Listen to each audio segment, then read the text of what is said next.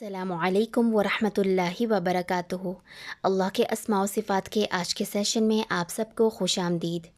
اعوذ باللہ من الشیطان الرجیم، بسم اللہ الرحمن الرحیم، سبحانک لا علم لنا الا ما علمتنا انک انت العلیم الحکیم، رب اشرح لی صدری ویسر لی امری واحلل عقدۃ من لسانی یفقہوا قولی، ربنا زدنا علما، اللہم فقہنا فی الدین۔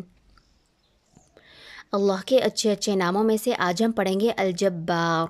اس کے دو معنی ہیں، ایک ہے قابض اور دوسرا ہے ٹوٹی ہڈی کو جوڑنے والا۔ اللہ تعالیٰ اپنی تمام مخلوقات پر پوری طرح سے قابض ہے، یعنی کہ قبضہ رکھے ہوئے ہے اور مخلوق کے ٹوٹے ہوئے دلوں کو جوڑنے والا ہے۔ سورۃ الحشر میں اللہ تعالیٰ کے ناموں کا گلدستہ ہے جس میں یہ نام بھی شامل ہے۔ اللہ سبحانہ و تعالیٰ کا فرمان ہے، وہ اللہ ہے جس کے سوا کوئی معبود نہیں، بادشاہ ہے، پاک ہے، سلامتی دینے والا ہے، امن دینے والا ہے، نگران ہے، غالب ہے، تسلط والا ہے، بڑا بن کر رہنے والا۔ اللہ پاک ہے اس سے جو یہ شریک ٹھہراتے ہیں اس کے ساتھ۔ پہلا مطلب دیکھتے ہیں قابض۔ قابض کا مطلب ہے قبضہ رکھنا۔ اللہ سبحانہ و تعالیٰ کا قبضہ جو ہے اس پوری کائنات کے اوپر ہے، اور اللہ سبحانہ و تعالیٰ ایسا قابض ہے جس تک کوئی پہنچ نہیں سکتا۔ اللہ تعالیٰ اپنی ذات میں، اپنی صفات میں، اپنے افعال میں، اپنی عظمت میں سب پر قابض ہے۔ جو چاہتا ہے، جہاں چاہتا ہے، جیسا چاہتا ہے پیدا کرتا ہے، اور اس پیدا کی ہوئی مخلوق کے اوپر جو چاہتا ہے ذمہ داری ڈال دیتا ہے۔ اللہ سبحانہ و تعالیٰ کیا کہتا ہے؟ سورۃ یاسین میں فرمان ہے، بے شک وہ حکم دیتا ہے جب وہ ارادہ کرتا ہے کہ ہو جا، اور وہ ہو جاتی ہے۔ یعنی یہ اللہ تعالیٰ کی کتنی عظیم صفت ہے کہ وہ صرف حکم دیتی ہے اور وہ فوراً سے ہو جاتا ہے۔ اس کائنات پر تدبر کر کے سمجھتے ہیں کہ جو کچھ اللہ نے پیدا کیا اور جو بھی ان کی ذمہ داریاں لگائیں، سب سے پہلے تو دیکھیے اللہ تعالیٰ کا قبضہ ایسا ہے کہ اس نے اپنی مرضی سے جو چاہا پیدا کیا۔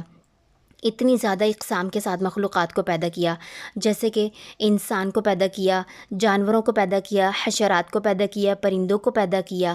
تیرنے والی مخلوقات کچھ اور ہیں، زمین پر چلنے والی کچھ اور ہیں، رینگنے والی کچھ اور ہیں، دوڑنے والی کچھ اور ہیں۔ اتنی زیادہ ورائٹی کے ساتھ مخلوقات کو اپنی مرضی سے پیدا کیا اس نے۔ اسی طرح سے مخلوقات کے اندر اپنی مرضی سے ضروریات رکھیں اور پھر ان کو جتنا چاہا پورا کیا۔ جیسے کہ ایک پرندے کو کیسی زندگی گزارنی ہے، اس کے کھانے کی کیا کیا چیزیں ہونی چاہیے، اس کی ضروریات زندگی کیسی ہے۔ اسی طرح سے جانور، کون سے جانور جو ہے وہ گھاس کھا کر زندہ رہیں گے، کون سے جانور جو ہے وہ گوشت کھا کر زندہ رہیں گے۔ تو یہ ڈیسیژن لینے والی کون ذات ہے؟ اللہ سبحانہ و تعالیٰ۔ اس نے اپنی مرضی سے ان کی ضروریات رکھیں اور جتنا چاہا سب کو پورا کیا۔ اسی طرح سے مخلوقات کے ذمہ جو کام لگائے وہ سب بھی اپنی مرضی سے لگائے۔ سورج پیدا کیا، سورج کو اپنی مرضی سے کام پہ لگایا۔ چاند کو پیدا کیا، اپنی مرضی سے لگایا۔ پانی کو پیدا کیا، اپنی مرضی سے کام پہ لگایا۔ اسی طرح سے انسان کو پیدا کیا، اور اسی طرح باقی تمام مخلوقات کو۔ کائنات میں اپنی مرضی سے اللہ تعالیٰ نے گلیکسیز بنائی، ستارے بنائے، سیارے بنائے، اور سب کو چلا رہا ہے اپنی مرضی سے۔ وہ چاہے تو سب کو ساکن رکھ سکتا ہے، وہ چاہتا تو اتنی زیادہ گلیکسیز بنانے کی بھی ضرورت نہیں تھی، کوئی چند چاند ستارے ہو جاتے۔ لیکن اللہ تعالیٰ نے اپنی مرضی سے جو چاہا ہے پیدا کیا ہے۔ اس کو کوئی سوال نہیں کر سکتا کہ اس نے اتنے نمبر کے ساتھ کیوں پیدا کی ہر چیز، اور اتنی زیادہ ان کے درمیان میں موومنٹ کیوں رکھی، فاصلے کیوں رکھے، کوئی بھی نہیں کہہ سکتا کچھ بھی۔ اسی طرح زمین کے بارے میں دیکھیے، زمین 3 حرکات جو ہے وہ لے کر چل رہی ہے، اپنی جگہ پر موجود ہے۔ 3 قسم کی اس کی حرکات ہیں۔ اس کو کس نے یہ ڈیسیژن اس کے لیے لیا کہ اس نے 3 طرح کی موومنٹس کرنی ہیں اللہ تعالیٰ نے، اور پھر اس موومنٹ کا تو ہمیں پتہ بھی نہیں چلتا۔ زمین کے اوپر ٹوٹل کنٹرول اللہ تعالیٰ کا ہے۔ سورج کے اوپر کس کا کنٹرول ہے؟ اللہ سبحانہ و تعالیٰ کا۔ سورج پر اللہ کا قبضہ ہم کیسے دیکھ سکتے ہیں؟ سورج تبھی نکلتا ہے جب اللہ تعالیٰ چاہتے ہیں۔ اس نے کہاں پر کتنی روشنی دینی ہے، کتنی حرارت دینی ہے، کس موسم میں دینی ہے، کتنے وقت کے لیے دینی ہے، اس ساری چیز کا تعین کرنے والی کون ذات ہے؟ اللہ تعالیٰ۔ اور اس نے کس رنگ کی روشنی دینی ہے، اس کا تعین کرنے والی کون ذات ہے؟ اللہ سبحانہ و تعالیٰ۔ چاند کو دیکھیے، چاند کس کے ہاتھ میں ہے؟ اس کے اوپر بھی ٹوٹل کنٹرول اللہ تعالیٰ کا ہے۔ جتنی یہ منزلیں طے کرتا ہے، ہر روز جو ہے وہ ایک جیسا نہیں نظر آتا، وقت کے ساتھ وہ کم ہوتا ہے، پھر وقت کے ساتھ وہ واپس اپنی فل مون کی طرح سے آ جاتا ہے۔ تو یہ ڈیسیژن لینے والی اس کے لیے کون ذات ہے؟ اللہ تعالیٰ۔ اس کی روشنی کیسی ہونی چاہیے، اس کو کب نکلنا چاہیے، رات کو یا دن کو، اس کا ڈیسائیڈ کرنے والا کون ہے؟ اللہ سبحانہ و تعالیٰ۔ آسمان کی مخلوقات میں جو چاہا اس نے پیدا کیا، جتنی چاہی اس نے پیدا کی۔ ہم نہیں جانتے کہ ہمارے شہر کے اندر کتنے پرندے ہیں، کتنی اقسام کے ہیں، ایک قسم کے اندر بھی کتنی تعداد ہے، یہ بھی نہیں جانتے۔ ایک شہر کے اندر کتنے ہوں گے، ایک ملک کے اندر کتنے ہوں گے، پھر اس پوری زمین کے اوپر کتنے پرندے موجود ہیں۔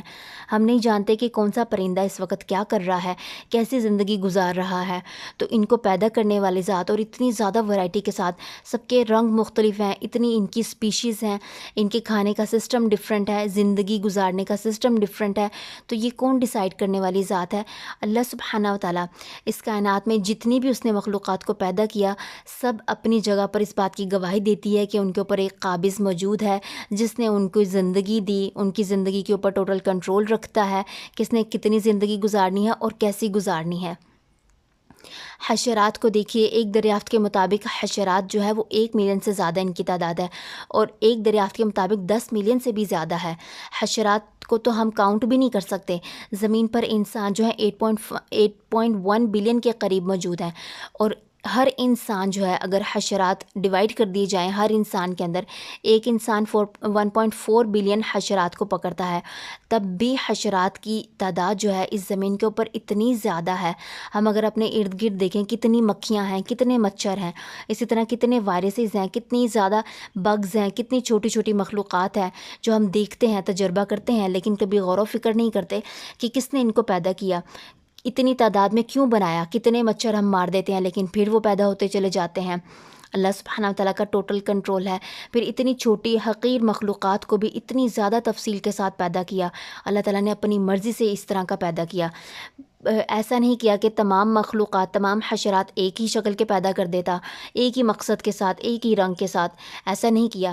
مکھی جو ہے، اس کی زندگی، اس کا انسان کی زندگی میں عمل دخل بالکل مختلف ہے۔ اسی طرح سے جو ہے بگز کا مختلف ہے، مچھر ہیں ان کا مختلف ہے، شہد کی مکھی کا مختلف ہے، اور ان کو سب کو اتنی زیادہ تفصیل کے ساتھ پیدا کیا۔ قرآن میں اللہ تعالیٰ کا فرمان ہے، ایک مکھی اگر ان سے کچھ لے جائے تو یہ اسے واپس نہیں لا سکتے۔ تو مکھی کی زندگی کے اوپر کس کا اختیار ہے؟ اللہ سبحانہ و تعالیٰ کا۔ زمین پر جتنی بھی مخلوقات اللہ تعالیٰ نے بنائی ہیں، سب کے اوپر اللہ تعالیٰ کا کنٹرول ہے۔ ہر چیز اپنی جگہ پر اس بات کی دلیل دیتی ہے کہ میرے اوپر ایک قابض ہے جس نے اپنی مرضی سے مجھے جہاں چاہا پیدا کیا۔ پہاڑوں کو دیکھیے، کہاں پر پہاڑ ہونے چاہیے، کتنے ہونے چاہیے، کیسے ان کی رنگ ہونی چاہیے، کیسا رنگ ہونا چاہیے، کیسی شکل و صورت ہونی چاہیے، پھر کس پہاڑ کو برف سے ڈھکا ہونا چاہیے، کس کو سبزے سے ڈھکا ہونا چاہیے، کس کو مٹی سے ڈھکا ہونا چاہیے۔ تو اس کا تعین کرنے والی کون ذات ہے؟ اللہ تعالیٰ۔ اتنی بڑی بڑی مخلوقات کے اوپر اللہ سبحانہ و تعالیٰ کا قبضہ ہے، اور کس پہاڑ کے اندر کیا ہونا چاہیے، کون سی مخلوق ہونی چاہیے۔ جیسے کہ ہم سونا نکالتے ہیں، اتنے جواہرات نکالتے ہیں، نمک نکالتے ہیں، تو پہاڑ کے اوپر قبضہ کس کا ہے؟ اللہ تعالیٰ کا۔ صحرا دیکھیے، کس زمین کے کس حصے میں صحرا ہونا چاہیے، پھر صحرا کی مخلوقات، اس کا ماحول کیسا ہونا چاہیے، اس کا تعین کرنے والی ذات کون ہے؟ ہم کبھی یہ کیوں نہیں سوچتے کہ صحرا کے اوپر جو ہے پانی کی مخلوقات ہوتی، جیسے کہ مچھلی؟ ہمارے وہم و گمان میں بھی یہ چیز نہیں آتی، کیونکہ اللہ نے ہمیں اس کائنات کو ویسا دکھایا ہی نہیں۔ مچھلی کو ہمیشہ پانی کی مخلوق بنا کر دکھایا، تو صحرا کی مخلوقات اپنی مرضی سے چاہیں مختلف بنائیں، چاہتا تو ایک ہی جیسی بنا دیتا، لیکن اس کو کوئی سوال نہیں کر سکتا اس نے اتنی مخلوقات مختلف کیوں رکھیں۔ سمندر کے اوپر ٹوٹل اختیار اللہ تعالیٰ کا ہے۔ اگر پانی زمین کے اوپر چڑھ جائے تو کون ہے جو اس کو روک دے؟ کسی انسان کا اختیار نہیں ہے۔ کوئی جتنی مرضی ٹیکنالوجی دریافت کر لیں، کچھ بھی نہیں کر سکتے۔ سیلاب جن علاقوں میں جاتا ہے اللہ تعالیٰ کے اذن سے جاتا ہے، اسی طرح سے جہاں پر نہیں جاتا، جہاں پر طغیانی نہیں ہوتی، اللہ کے اذن سے نہیں ہوتی، اس کے اوپر اللہ کا اختیار ہے۔ تو جب سمندر کے اوپر اللہ کا اختیار ہے تو سمندر کی مخلوقات کے اوپر کس کا قبضہ ہوا؟ اللہ سبحانہ و تعالیٰ کا۔ وہ اپنی مرضی سے جتنی چاہتا ہے مچھلیاں پیدا کرتا ہے، جتنی چاہتا ہے مختلف قسم کی مخلوقات پیدا کرتا ہے سمندر کے اندر۔ ایک ویل مچھلی ایک شہر کے جتنی جو ہے وہ کھانا کھا جاتی ہے، اور اتنی زیادہ مچھلیاں اتنی تعداد میں پیدا کرنے والی کون ذات ہے؟ پھر ان کی بھی مختلف اقسام ہے، کوئی بھی ایک جیسی نہیں ہے، سب کو اتنی مختلف زندگی دینے والی کون ذات ہے؟ اللہ سبحانہ و تعالیٰ۔ انسان تو ابھی تک دریافت ہی کرتا چلا جا رہا ہے، اللہ کی بنائی ہوئی تخلیقات کو گن بھی نہیں سکتا۔ جنگلات کے اوپر کس کا اختیار ہے، کس کا قبضہ ہے؟ اللہ تعالیٰ کا۔ ہم کتنی جگہیں ایسی ہیں جہاں پر جا بھی نہیں سکتے۔ جنگلات کو کہاں پر ہونا چاہیے، زمین کے کس حصے میں ہونا چاہیے، اس کے اندر کا ماحول کیسا ہونا چاہیے، اس کے اندر کی مخلوقات کیسی ہونی چاہیے، اگر نباتات ہیں تو نباتات کو کیسا ہونا چاہیے، درخت ہیں تو ان کو لمبا ہونا چاہیے، چھوٹا ہونا چاہیے، گھاس زیادہ ہونی چاہیے، کیا ہونی چاہیے، پتوں کی کتنی تعداد ہونی چاہیے، کتنی جگہ پر سورج کی روشنی پہنچنی چاہیے جنگل کے اندر۔ ان ساری چیزوں کا تعین کرنے والی کون ذات ہے؟ اللہ سبحانہ و تعالیٰ۔ اس نے اپنی مرضی سے ہر چیز کو پیدا کیا۔ حیوانات کو دیکھیے، اتنے زیادہ حیوانات ہیں، اتنی مختلف سب کی اقسام ہیں، اور پھر اقسام کے ساتھ ان کی تعداد اتنی زیادہ ہے، اور حیوانات کو بھی انسان کے لیے مسخر کر دیا۔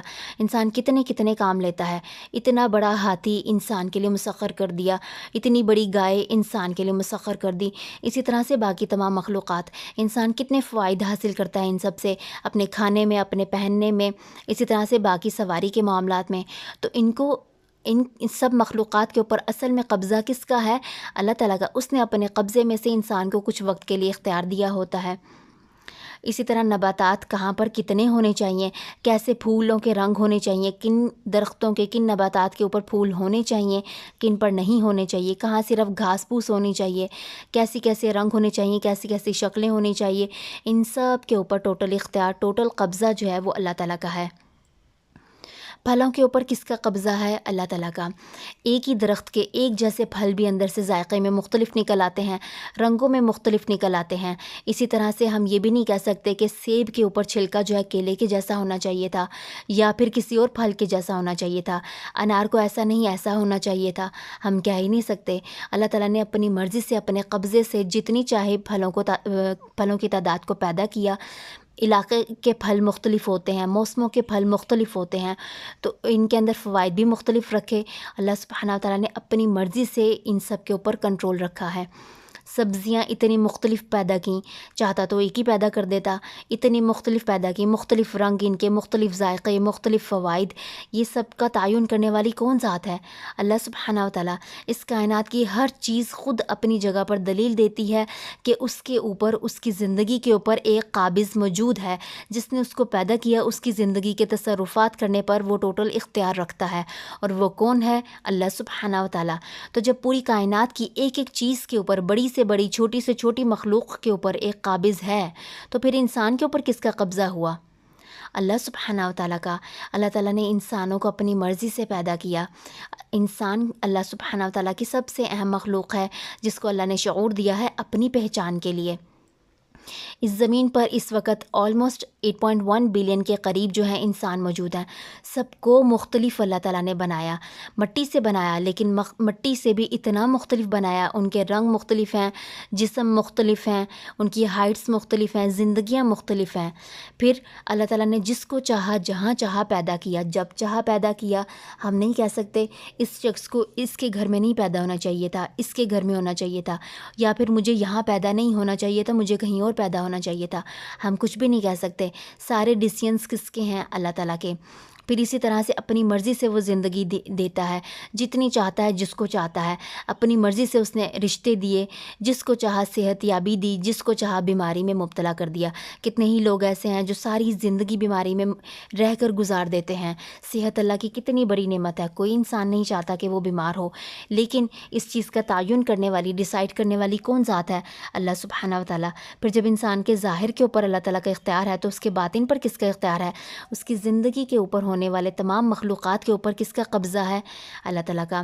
انسان چاہ کر بھی بہت سی چیزیں اپنی زندگی میں نہیں کر سکتا، بہت سی چیزیں حاصل کرنا چاہتا ہے، بہت سی چیزیں جو ہے دوسروں کو دینا چاہتا ہے، یا پھر باقی معاملات، ساری پلاننگ بہترین کر لیتا ہے، لیکن بہت سے معاملات نہیں ہوتے۔ کیوں نہیں ہوتے؟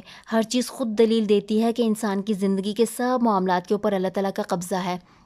جب انسان اس قبضے کو ایکسیپٹ نہیں کرتا، اصل میں تو یہ قبضہ موجود ہے، اللہ تعالیٰ اپنی قابض صفت کے ساتھ اس پوری کائنات کے اوپر موجود ہے، لیکن انسان کا کیا کام ہے، اس کو ایکسیپٹ کرے اور اپنے آپ کو سرنڈر کر دے، اللہ کے سامنے سبمٹ کرا دے۔ جب انسان ایسے نہیں کرتا تو کیا ہوتا ہے، بہت سی اخلاقی برائیاں جنم لیتی ہیں۔ اللہ کے جبروت ہونے پر کامل یقین نہ ہونے کی وجہ سے ہی انسان جو ہے اپنی زندگی سے راضی نہیں رہتا، اس کو ہمیشہ گلے شکوے رہتے ہیں، میری زندگی میں یہ کیوں کم ہے، ایسا کیوں ہو گیا، ایسا کیوں نہیں ہوا، کیونکہ وہ سمجھتا ہی نہیں ہے کہ اللہ کا قبضہ ہے میرے اوپر، اس نے اپنی مرضی سے مجھے یہ زندگی دی ہے۔ پھر کیا کرتا ہے انسان، حسد کرنا شروع کر دیتا ہے، اس کو یہ چیز دی، اس کو یہ چیز دی، مجھے نہیں دی، جبکہ بھول جاتا ہے انسان کہ اس چیز کے اوپر بھی قبضہ اللہ تعالیٰ کا ہے، جس کو دی ہے اس کے اوپر بھی قبضہ اللہ کا ہے، جس کو نہیں دی، جس سے لے کر دی ہے، ان سب کے اوپر بھی اللہ تعالیٰ کا قبضہ ہے۔ اسی طرح سے انسان کیا کرتا ہے، لوگوں کو نیچا دکھانے کی کوشش میں لگ جاتا ہے، دوسروں کے اوپر اپنا قبضہ جتانے کی کوشش میں لگ جاتا ہے۔ تو یہ کیوں کرتا ہے، بھول جاتا ہے کہ میرے اوپر ایک قابض موجود ہے، وہ میرے ساتھ جو چاہے جب چاہے کرنے پر قادر ہے۔ انسان تکبر کرنے لگ جاتا ہے، جو چیز انسان کے پاس ہوتی ہے وہ سمجھتا ہے بس یہ میرا ٹیلنٹ ہے، میری صلاحیت ہے، میرا وقت ہے، میرا پیسہ ہے، میرے رشتے ہیں۔ تو انسان تکبر میں آ جاتا ہے، بھول جاتا ہے کہ یہ ہر چیز اس کو اللہ تعالیٰ کی ذات دینے والی ہے۔ انسان غصہ کرنے لگ جاتا ہے، لوگوں کے اوپر اپنا قبضہ جتانے لگ جاتا ہے۔ اسی طرح سے بہت سی برائیوں میں مزید مبتلا ہونا شروع ہو جاتا ہے جب وہ اللہ تعالیٰ کی جبروت کے اوپر یقین نہیں رکھتا۔ ہمیں کیا کرنا ہے، ماننا ہے اس چیز کو۔ اللہ تعالیٰ کو ہم سے یہی مطلوب ہے کہ ہم اللہ تعالیٰ کی جبروت ہونے کی صفت کو اپنے اوپر مانیں، اپنی زندگی کے اوپر مانیں، اس کائنات کے اوپر مانیں۔ انسان اپنی زندگی کے ہر معاملے میں کیا کرتا ہے، یا تو لوگوں کو ذمہ دار ٹھہرانا شروع کر دیتا ہے یا پھر اللہ تعالیٰ کو ہی، کہ اللہ نے میرے ساتھ ایسا کر دیا، کیوں کیا، میں نے تو ایسا کچھ نہیں کیا، اللہ تعالیٰ کو میں ہی ملی تھی کیا۔ اسی طرح لوگوں کو، اس نے میرے ساتھ ایسے کر دیا، اس نے ایسے کر دیا، کیوں کرتا ہے انسان جو ہے وہ اللہ تعالیٰ سے سوال نہیں کر سکتا، کیونکہ وہ رب ہے اس کائنات کا، اس نے پیدا کیا ہے، سب کی زندگیوں کی تدبیر کی ہے اس کو کوئی سوال نہیں کر سکتا، جبکہ وہ سب کو سوال کر سکتا ہے کہ کسی نے کوئی کام کیوں کیا۔ اب اس کا دوسرا مطلب کیا ہے، ٹوٹے دلوں کو جوڑنے والا۔ زندگی کے کتنے معاملات ایسے ہوتے ہیں جس میں ہمارا دل ٹوٹ جاتا ہے، یا تو لوگوں کے ذریعے سے ٹوٹ جاتا ہے یا ہماری اپنی ذات کی مشکلوں کی وجہ سے ٹوٹا ہوتا ہے۔ تو اس کو جوڑنے والی ذات کون ہے، اللہ سبحانہ و تعالیٰ۔ ہم سب اس نام کے ایک مطلب سے تو آگاہ تھے، دوسرے مطلب کا نہیں پتہ تھا، تو اب دوسرے مطلب کا بھی پتہ چل گیا، تو اللہ کو اس نام کے ساتھ پکارنا ہے کہ وہی وہ ذات ہے جو ہمارے دلوں کو جوڑ سکتی ہے۔ آئیے اللہ تعالیٰ کے ساتھ اپنے تعلق کو مضبوط کریں، جو ہم پر ہر طرح سے قابض بھی ہے اور ہمارے ٹوٹے ہوئے دلوں کو بھی جوڑنے والا ہے۔ اب کیا ہے، انسان اپنے ٹوٹے ہوئے دل دوسروں کے پاس لے کر جاتا ہے، چھوٹی مخلوقات کے اوپر انحصار کرتا ہے، چھوٹوں کے پیچھے چلا جاتا ہے کہ میرے دل کو کوئی کسی طرح سے جوڑ دے، جبکہ انسان کچھ بھی نہیں کر سکتا۔ بڑی ذات کو چھوڑ کر چھوٹوں کو کیوں پکارا جائے، اصل قبضہ تو اللہ تعالیٰ کا ہے، وہ چاہے جس کو مرضی سبب بنا دے، جس مرضی ذریعے سے جو ہے ہمارے دلوں کو جوڑ دے، جس مرضی ذریعے سے ہمارے معاملات کو حل کر دے۔ آئیے محبت کے ساتھ اللہ سبحانہ و تعالیٰ کو الجبار کہہ کر پکاریں۔ فائدہ کیا ہوگا اللہ کو اس نام سے پکارنے کا؟ سب سے پہلے تو اللہ کے ساتھ تعلق مضبوط ہوگا، اللہ کے جبروت ہونے پر یقین آئے گا، اور انسان کے اعمال میں بہتری آئے گی، یہ سوچ کر کہ میرا رب مجھ پر ہر طرح سے قبضہ رکھے ہوئے ہے، وہ میرے ساتھ جب چاہے جو چاہے کر سکتا ہے۔ پھر لوگوں کے تسلط سے نجات ملے گی، اور ہم جس کے اوپر قابض ہیں اس کے لیے بھی دل کے اندر خوف پیدا ہوگا کہ میرے اوپر بھی ایک قابض موجود ہے۔ پھر ٹوٹے ہوئے دلوں کو مضبوطی اور سہارا ملے گا۔ کرنے کے کیا کام ہے، کائنات میں اللہ تعالیٰ کے قابض ہونے کی صفت پر غور و فکر کرنا ہے، تدبر کرنا ہے اور اللہ سے ڈرنا ہے۔ وہ میرے ساتھ جو چاہے جب چاہے کر سکتا ہے، جن چیزوں کے جن لوگوں کے اوپر مجھے اختیار دیا گیا ہے کچھ وقت کے لیے، اصل میں میرے اوپر بھی ایک قابض موجود ہے، تو مجھے اس سے ڈرنا ہے۔ اور دنیا میں کوئی بھی ہم پر مسلط ہو، ہم پہ قابض ہونے کی کوشش کر رہا ہو، تو بھی اللہ کو اس نام کے ساتھ پکارنا ہے، وہی وہ ذات ہے جو سب پر مسلط ہے اور سب کو بچانے والی ہے۔ اسی طرح سے تکبر، حسد، بغض جیسے گناہوں سے بچنے کی کوشش کرنی ہے، اللہ سبحانہ و تعالیٰ سے دعائیں مانگنی ہیں، مختلف قسم کی دعائیں پڑھنی ہیں۔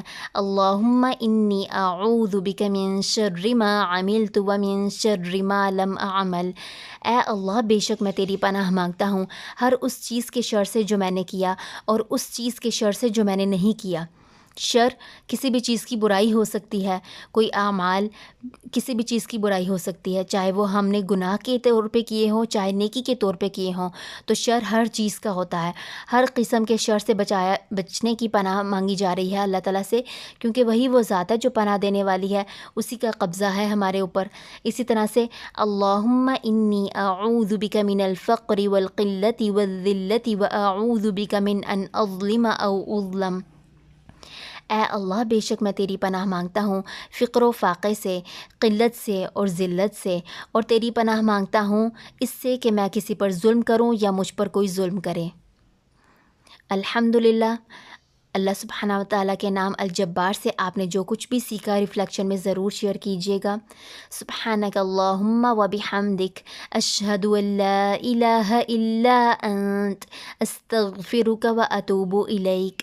السلام علیکم ورحمۃ اللہ وبرکاتہ۔